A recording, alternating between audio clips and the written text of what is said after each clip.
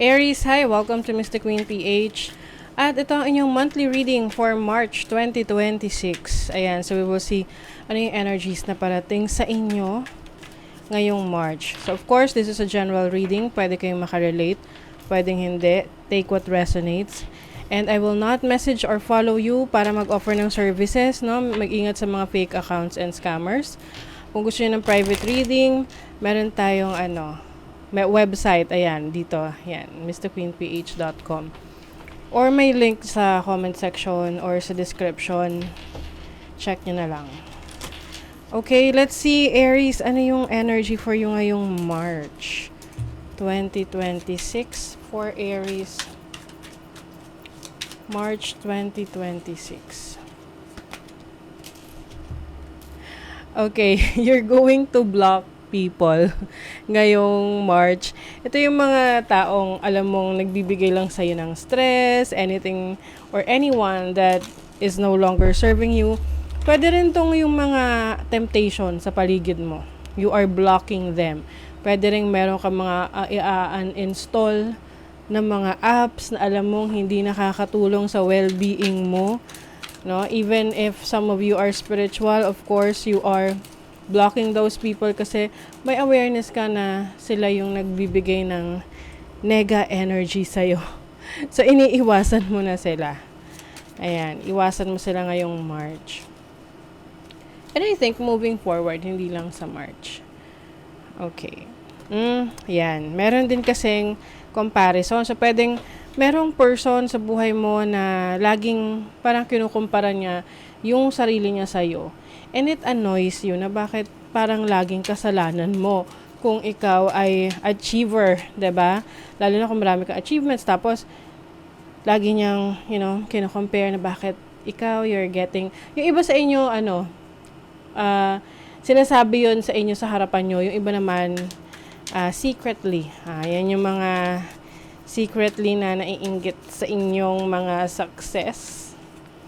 You also have your comfort zone is a trap. Okay, so yung iba sa inyo, Aries, meron kayong kailangan ng gawin, aksyonan, na matagal nyo nang pinaplano. So ngayong March, you are finally taking action. Okay? Whatever this is, kailangan nyo nang mag-focus sa inyong mga goals. At mag-take action. Siyempre, goal will always be a goal kung wala kang gagawing action. Ayan. So, you will go on an adventure. This is a new adventure or a new experience for you. 5 is 10, 10 is 1. 1 is new beginning. And 5 is, changes. No? So, magkakaroon ka ng pagbabago. Like, bagong experience for you.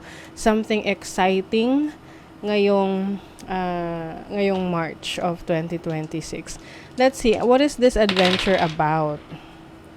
Oh, this can be travel opportunities for you, unexpected. You will be going to a place na kung saan magiging masaya ka dun sa lugar na yon. This can also be a learning opportunity for you. Some of you are going to pursue music if you are musically inclined. Andyan yung inyong galing talento. 5 na naman. So, 5 is breakthrough. 5 is exploration and expansion as well. So, that is exciting for Aries. Okay, let's see. Overall energy, you have the 4 of Cups. Meron ditong discontentment. Okay, so maaring iba sa inyo, you feel like something is missing in your life or parang hindi nyo nagawa yung best ninyo. But you know what? Marami kayong, kumbaga kahit na marami ka na na-achieve, feeling mo may kulang pa rin. Kaya napaka-importante that you are contented sa sitwasyon mo. Although, hindi naman natin sinasabi na, maging kontento ka na lang at yan na lang. Kasi, eventually, you will explore and try new things. So, this is about being grateful.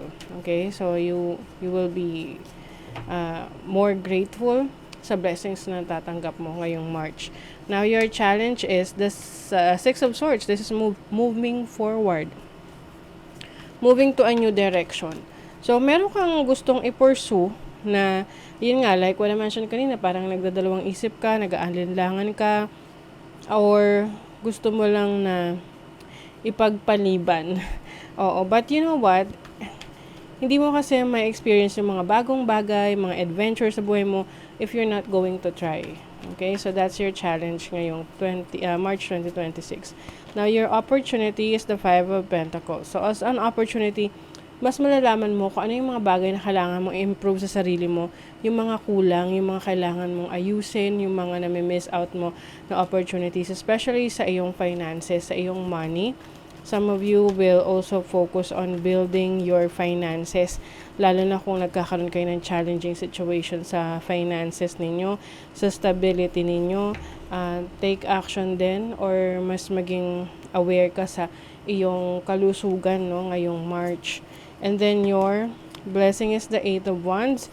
Eight of Wands is good news coming in. Merong mga trabaho na parating. So, if you are anticipating job opportunities ngayong March, it is coming. And this is also about communication with someone.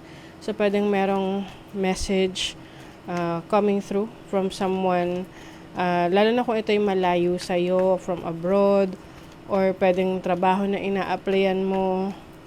So, this is a fast-moving energy. And then, your focus is the Five of Wands. So, I think mas magiging competitive ka. Kaya rin siguro merong mga taong kino-compare nila yung sarili nila sa'yo is because nakikita nila na palaban ka, no, na marami kang na-achieve, marami kang nakukuha, marami kang na-experience na pwedeng iniisip nila na bakit lagi na lang si Aries. Kasi nga, ikaw yung nagpupurso nun, di ba? Gumagawa ka ng action. Let's see. A period of ill health, depression. So, ito yung sinasabi ko sa inyo na pag-ingatan ng kalusugan ninyo. Kasi may possibility na magkasakit. So, take your vitamins, matulog ng maayos, minom ng maraming tubig. So, take care of yourself para iwas sa sakit. You will be playing a different role. So, this is like bagong character. Maaring may bagong responsibilities ka ngayong March na part ng adventure mo yan. Muddled, unclear thinking. So, may mga bagay rin pwedeng ikaw may pagdedesisyonan na to a point na hindi ka pa rin makapag-take action is because nalilito ka. Oo. So, syempre, kapag muddled at unclear yung thinking mo, gumawa ka ng paraan para ma-align mo yung sarili mo. Walking is also a good thing. Talking to someone. At yung focus kasi maaring yun yung medyo magulo, maring out of focus yung iba sa inyo. Marami kayong ginagawa, maraming pinagsasabay-sabay, very busy. So, unahin nyo lang muna yung mga importante. Okay? Para lahat nyo magampanan. You are on the road to success. Wow. So, this is a really nice card for you. Although, hindi siya madali na akyatin, pero nasa road to success ka. As long as you keep on moving on or you keep on moving forward. Okay. Let's see. What else for Aries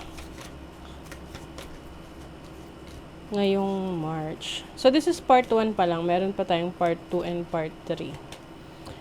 Unity Heart, you are being called to on collective healing. So, some of you, Aries, meron kayong abilities, may kakayanan, meron kayong gifts of being a healer. So, you are being called to work on collective healing. Maaring kayo ay spiritual healer, or you create something that helps other people heal. Pwedeng yung mga composer, musician, singers, 'di ba? Yung iba, yun yung ginagamit nila, yung mga songs na yan, pinapakinggan nila to heal, 'di ba? Yung iba naman, this can be the messages or yung inyong wisdom is also healing others. Strength. Take time to make clear decisions, bring awareness and light to the situation. Ayan. So, ito yung sinasabi ko sa inyo kanina na muddled or unclear yung thinking ninyo. So, ngayong March, Yung mga magiging decisions ninyo ay malinaw. Bibigyan nyo ng time muna bago kayo mag-desisyon at hindi kayo magpapadalos-dalos. And also, you will make sure na kapag nag-decision ka, yun na talaga yung final at maliwanag sa'yo kung ano yung magiging epekto ng decision mo. Okay? So, that is your reading, Aries. Thank you so much. See you again.